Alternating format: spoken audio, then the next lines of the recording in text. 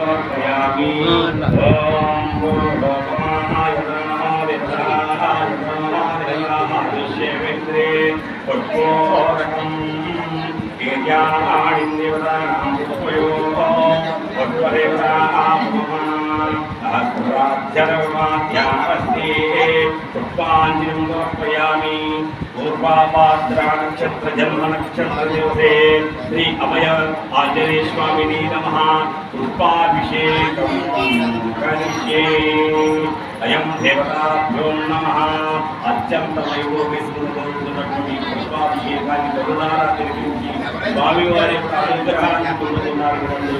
ఇప్పుడు సేతార్క పుష్పములతో స్వామివారికి ఇష్టమైనటువంటి పూలతో అయినటువంటి పుష్పాలు సేతార్క పుష్పాలతో కొనుక్కొస్తారు. కర్ణికుల్లో ఇప్పుడు ఢిల్లీ పుష్పంతో చూస్తున్నాం.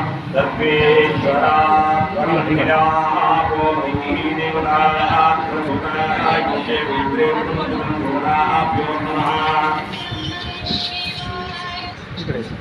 సేతార్కము అంటే చల్లగిరియేడు ఏరుకో శ్రీ స్వామివారి ప్రతిగా విగ్రహ రూపంలో చేసుకొని ఎవరైతే ఆ విగ్రహంలో ఆర్కిటెక్టుల్లో కానీ లేదా ఇంట్లో కానీ అభిషేకాలు పూజా కార్యక్రమాలు చేయడంతో అష్టైశ్వర్యాలు కలిగి భోగభాగ్యాలు కలిగి ఆ ఇంట దినదినాభివృద్ధిగా నిరకాల ఉంటారని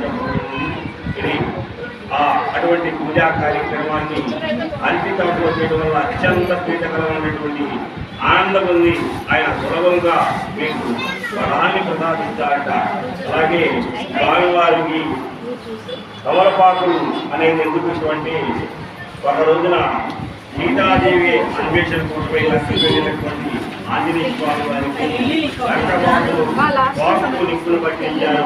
ఆ నిప్పులో లంకంతా దహనం చేసి అలాగే ఆ మంటల్లో ఈయన కూడా గాయాలు తగిలి ఆ సీత అన్వేషణ రాముల వారికి చెప్పాలని ఆ గాయాలతోనే రామచంద్ర స్వామి వారికి ఆ రాముల వారు ఆ గాయాలను చూసి వెంటనే వనంలోనికి వెళ్ళి కమలపాకులనే పత్రాలను తీసుకుని వచ్చి ఆ గాయాల మీద పెట్టడంతో అందులో ఉన్నటువంటి రసాయన చర్య వలన ఆ గాయాలు త్వరగా మానిపోయాయట.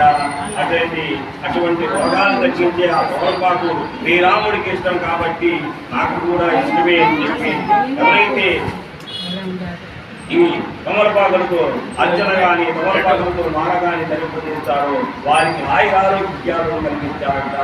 అలాగే ఇంకా చాలా చాలా ఉన్నాయి. ఇటువంటి చెప్పుకోవాలంటే స్వామి గారు చాలా అనుగ్రహాలు ఇస్తారు.